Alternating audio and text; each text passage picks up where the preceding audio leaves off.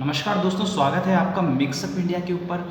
आज हम लेकर के आए हैं CET सेट एंड NRA के ऊपर एक टोटली वीडियो कि आखिर क्या है ये और क्या ये NRA है और क्यों इसे लागू किया गया है। तो पूरी डिटेल से इस वीडियो में हम इस चीज़ को समझेंगे, तो वीडियो को शुरू से अंत तक पूरा ज़रूर देखिएगा। और हाँ, यदि इस चैनल पर पहली बार हैं तो प्लीज़ चैनल को सब्सक्राइब कर लीजिएगा। ऐसे ही बहुत ही एजुकेशनेबल वीडियोज़ मैं आप लोगों के लिए लेके आता रहूँगा।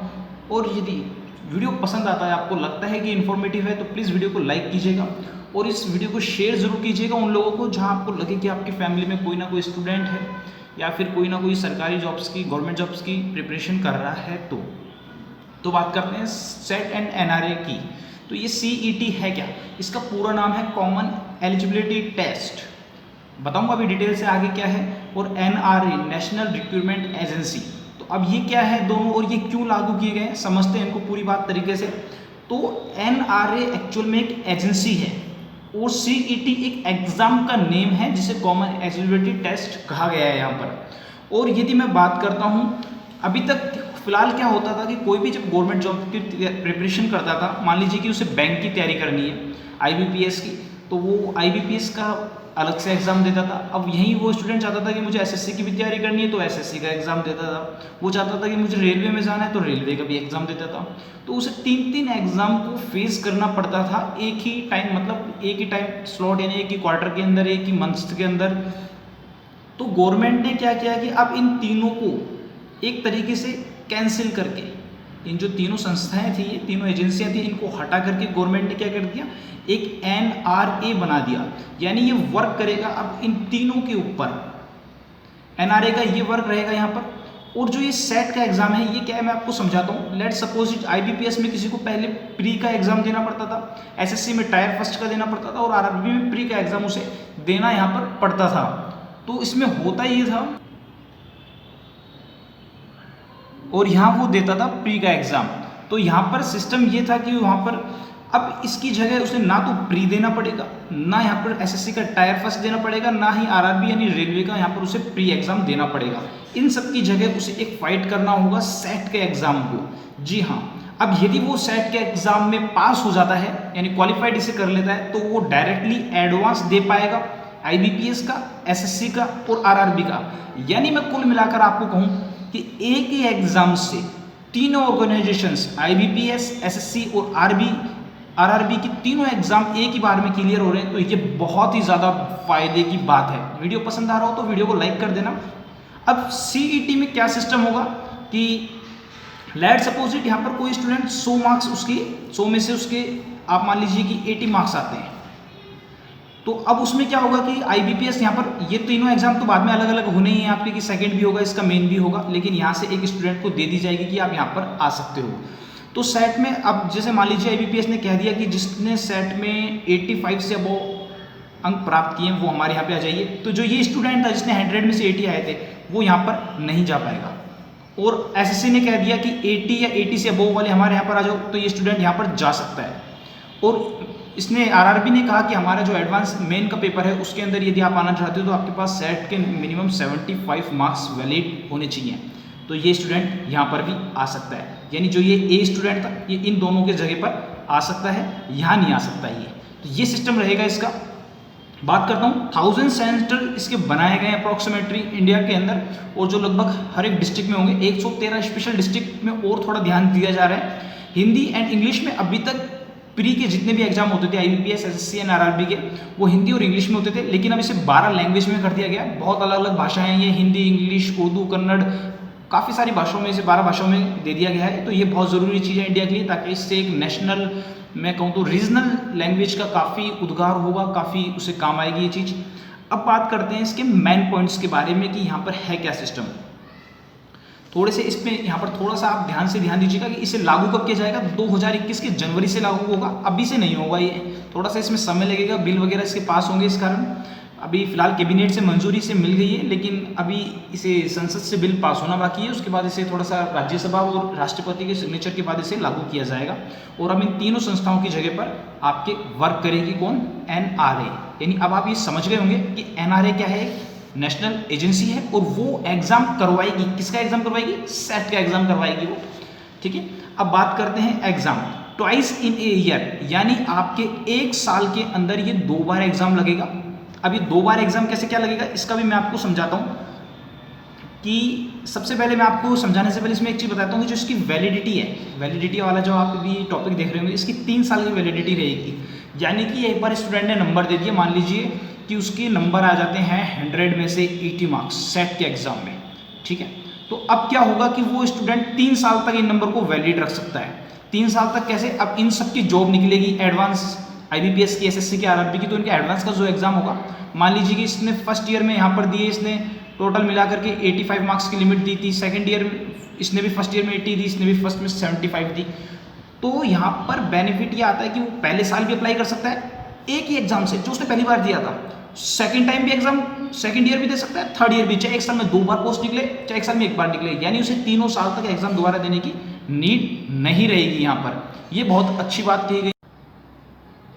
अब आप कहेंगे कि मान लीजिए कोई स्टूडेंट के 100 में से पहली बार में कम मार्क्स ला पाता है, कोई भी रीजन की वजह से, मान लीजिए उसने 50 मार्क्स लाया, तो क्या उसके 3 साल तक वैलिड रहेंगे? नहीं, इसी के लिए एग्जाम को ट्वाइस इन ए ईयर लगाया गया है आपके, यानी एक साल में आपके 2 बार एग्जाम होगा।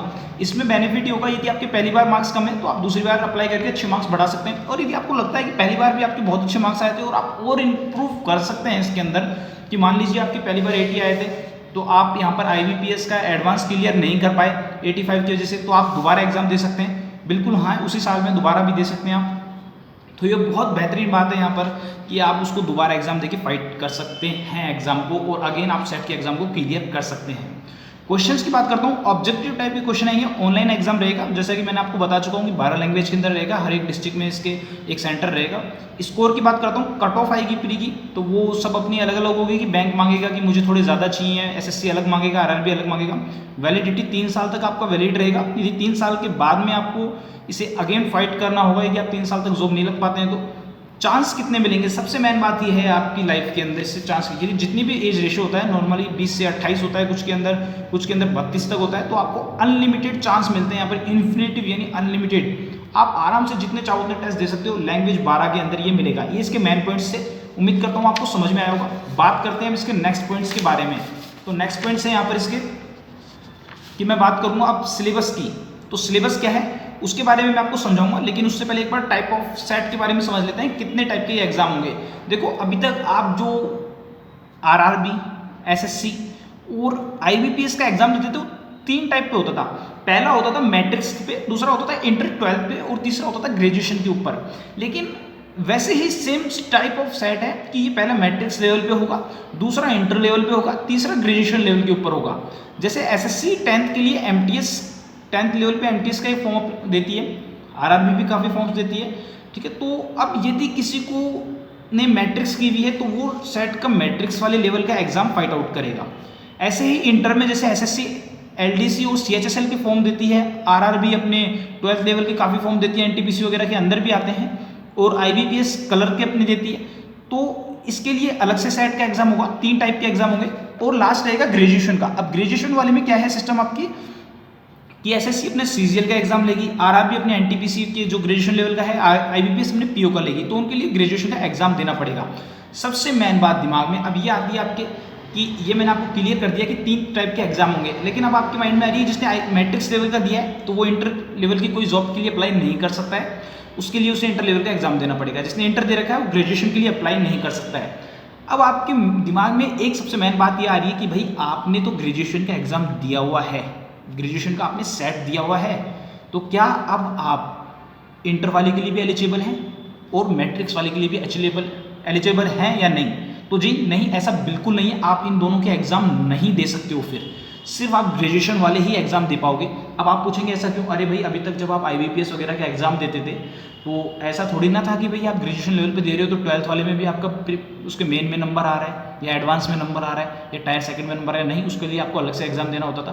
तो नॉर्मली ये है कि ग्रेजुएशन वाले ग्रेजुएशन वाली जॉब लें और 12th वाले 12th की जॉब लें, लेकिन जा सकते हैं ग्रेजुएशन वाले भी इसमें, उनके लिए उनको अलग से टेस्ट यहाँ पर देना होगा। तो ये चीज़ मैंने आपको क्लियर कर दी है। बहुत से आपके मन में डाउट्स आ रहे होंगे, डेफिनेटली होता है। सिलेबस जो मैंने यहाँ लिखा था, अगेन अब मैं इस सिलेबस की बात करने वाला हूँ कि सिलेबस क्या रहेगा। देखिए वैसे तो मैं आपको बता दूं कि अभी तक सिलेबस हमारी गवर्नमेंट ने इसके बारे में कुछ नहीं कहा है, लेकिन मेरा एक पर्सनली ओपिनियन है, वो मैंने आपको समझाया है कि आप समझिए कि IBPS और SSC के अंदर क्या होता है, मैथ, रीजनिंग और इंग्लिश आती है प्री एग्जाम के अंदर। मैं अभी सेट की बात करूंगा, सिर्फ सेट के सिलेबस की ओनली ऑन, ठीक है। तो और वहीं आप देखेंगे कि RRB रेलवे के एग्जाम में मैथ, रीजनिंग एंड जीके आती है। तो नॉर्मल सी बात है, दोनों का कैटेगरी अलग हो गई। जिसको RRB के देता है वो IBPS के लिए उसको इंग्लिश पढ़नी पड़ेगी। सब जब सेट में तो सब कुछ एक ही एग्जाम होगा, तो इसके लिए गवर्नमेंट में भी ये कर सकती है कि चारों आपके सब्जेक्ट दे दे एक ही एग्जाम के अंदर ऑब्जेक्टिव क्वेश्चंस के साथ में। तो अब इसमें क्या होगा कि वो मैथ के भी कुछ क्वेश्चंस दे देगी, रीजनिंग के भी, इंग्लिश के भी, जीके के भी। जैसे मैं सपोज मान लेते हैं हम कि 50 नंबर की मैथ दे देती है, 50 नंबर की रीजनिंग और 50 की इंग्लिश और 50 की जीके। आपका 200 में से एग्जाम हो गया, कट ऑफ आपकी आ गई 200 में से, भाई साहब आपके नंबर आए 160, ठीक है। IBPS ने कह दिया कि भाई ऐसा करो, हमारे पास वाले आ जाओ 160 से अबव वाले। RRB ने कह दिया हमारे पास आ जाओ 145 से अबव वाले, और SSC ने कह दिया हमारे पास में 155 से अबव वाले आ जाओ सेकंड टायर के लिए। तो अब आप तीनों में जा सकते हैं, क्योंकि आपने मैथ भी क्लियर किया हुआ है, रीजनिंग भी, इंग्लिश भी, आपको जीके। यदि आप IBPS में जाते हो और SSC में जाते हो तो आप जीके और जीए का थोड़ा सा आपको इतना नहीं पढ़ना पड़ेगा, उनके एडवांस वगैरह सेकंड पेपर के लिए। लेकिन बाकी RRB के लिए आपको ये पढ़ना पड़ेगा। इंग्लिश RRB में आपको नहीं पढ़नी पड़ेगी फिर। तो आपकी ये बेनिफिट है, आप यहाँ से टोटली इस टाइप से अप्लाई कर सकते हो। तो मेरा मानना है कि चारों जो आपके सब्जेक्ट हैं ये हो सकते हैं, मे बी। गवर्नमेंट ने भी इसके ऊपर कोई क्लियरिफिकेशन नहीं दिया, ये मेरा ओपिनियन है। तो ये आपको मैंने पूरी चीज़ समझा दी है। अब थोड़े एडवांटेज बात कर लेते हैं कि जो ये अभी प्रणाली हमारे सामने आई है, इसके एडवांटेज क्या क्या हैं। तो मैं आपको एडवांटेज बता देता हूँ एक बार। इसके एडवांटेज पे नजर डालते हैं। सबसे पहले फॉर्म फीस सेव हो रही है, बिल्कुल सही बात है। अब फॉर्म फीस कैसे सेव हो रही है मैं आपको समझा देता हूँ। आप पहले IBPS के लिए भी अप्लाई करते थे, ठीक है, RRB के लिए भी आप अप्लाई करते थे, और SSC के लिए भी। नॉर्मली मैं जनरल की बात करूँ तो 650 रुपये वही इसकी फ़ीस थी। RRB की मैं बात करता हूँ तो लगभग 500 रुपये फीस थी, लगभग बता रहा हूँ मैं, हो सकता है ऊपर नीचे कुछ हो। SSC की बात करेंगे तो अलग अलग फीस है, कुछ में 100 भी है, कुछ में 200 भी है, कुछ में 400 रुपये भी है। तो इतनी सारी फीस आपको देनी पड़ती थी 3 एग्जाम के लिए। वहीं आपकी सिर्फ एक ही फीस लगेगी, क्योंकि एग्जाम ही एक हो रहा है। तो आपका बहुत अच्छा यहाँ पर पैक बच रहा है। सेंटर पहुँचने का खर्च, जी हाँ, अब 3 एग्जाम होते थे तो नॉर्मल सी बात है कि आपको 3 एग्जाम के लिए अलग अलग बार सेंटर जाना पड़ता था। और ये बता दूँ, ये तो एक बार की फीस है। एक साल में यदि आपके 2 बार जॉब लग गई तो आपको 2 बार फॉर्म अप्लाई करना होता था, तीनों का, यानी 6 फॉर्म हो गए आपके, ठीक है। और इसी की 3 साल के अंदर यही चीज़ आपके, मान लीजिए कि एक साल में 2 बार निकल रही है, तो आपके टोटल कितनी होगी, 18 बार आपको फॉर्म अप्लाई करना पड़ता था। वहीं आप एक बार में आपका काम चल रहा है। सोचिए, बहुत लॉट ऑफ मनी आपकी सेव हो रही है, कोई छोटा मोटा मामला नहीं है। सेंटर आप जाते थे तो अब नॉर्मली सेंटर में आपका क्या होता था कि आप एक ही साल के अंदर तीनों ने पोस्ट निकाली। मान लीजिए हम तो एक बार ही मान के चलेंगे, एक साल में तीनों एक बार पोस्ट निकाली, दूसरे साल तीसरी बार पोस्ट आई, थर्ड ईयर आपके 3 बार पोस्ट आई। टोटल कितने टाइम पोस्ट हो गई आपकी, 9 टाइम एग्जाम हो गया आपका, ठीक है। 9 टाइम एग्जाम होती है। आपने क्या किया, 9 टाइम आप सेंटर गए, किसी का अलग सेंटर में आया, कहीं अलग डिस्ट्रिक्ट में आया, फलाना जो भी है, तो आपको एक ही सेंटर पहुंचने का खर्च, यानी टोटल मैं कहूँ तो आपका यहाँ पर मनी काफ़ी सेव हो रही है स्टूडेंट की, बहुत अच्छा है। और मनी के साथ में जो बहुत बड़ी चीज़ होती है स्टूडेंट के लिए, वो है यहाँ पर उसका टाइम भी सेव हो रहा है। तो मेरा मानना है जो गवर्नमेंट ये पॉलिसी लेके आई है, ये बहुत ही ज़्यादा अच्छी पॉलिसी है, बहुत ही कारगर साबित होगी। आप एक ही एग्ज़ाम से अगेन काफ़ी हद तक अपनी समय बचा सकते हैं, अपने पैसे बचा सकते हैं, अपना टाइम बचा सकते हैं, अपनी जो एजुकेशन पढ़ने में आप अगेन टू अगेन खर्च करते थे वो भी बचा सकते हैं। फिर आप क्लियर होकर के खुले माइंड से अगले 3 साल तक अपनी एडवांस यानी सेकंड पेपर के लिए तैयारी कर सकते हैं। किसी भी चीज़ के लिए इंटरव्यू होगा हर किसी के अंदर, तो इंटरव्यू ज़रूर है।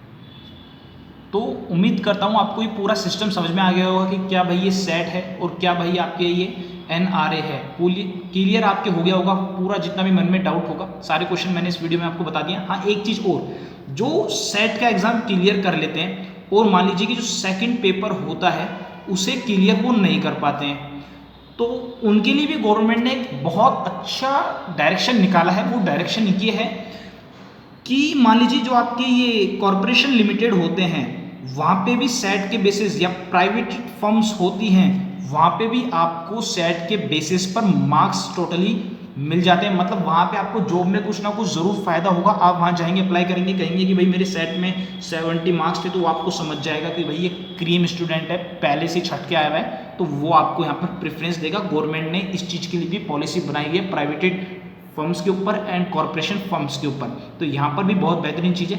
कुल मिला के अब बात यह है कि जो IBPS आपके एडवांस लगाती थी, RRB लगाती थी और SSC टायर लगाती थी सेकंड अपना, वहाँ पर इनको पहले से ही छटे हुए बच्चे मिलेंगे, इन्हें छांटने की ज़रूरत नहीं है। पहले ही क्रीम बच्चे आएंगे, जिनको ज़्यादा अच्छे चाहिए होंगे वो IBPS में चले जाएंगे, RRB और SSC अपने मन के मुताबिक वहाँ पर वो जा सकते हैं। इनके लिए फॉर्म फीस आपकी अलग से अप्लाई होगी, वो छोटी मोटी होगी, कुछ ज़्यादा खास नहीं होगी।